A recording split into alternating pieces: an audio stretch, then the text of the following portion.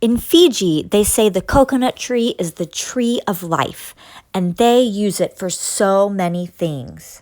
The actual coconut is taken out of the husk to be used for food.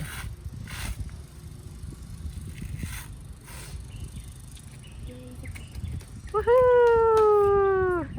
It's then cracked open where you can have coconut water. Yum! And then you can shave the inside of the coconut for shredded coconut to be used for all sorts of things. Now, shredding this coconut is really hard, but she does it so well. Me, not so much. It's all staying on the spoon.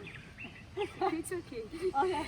That's what happened to me when I started learning how to scrape coconut. None is falling to the ground like yours was.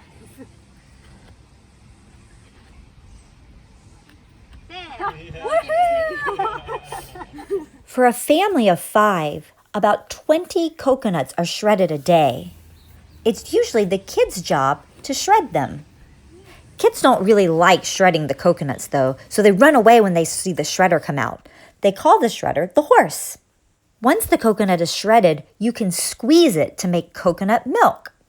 Coconut milk can be used for all sorts of things. You can drink it or put it on your skin.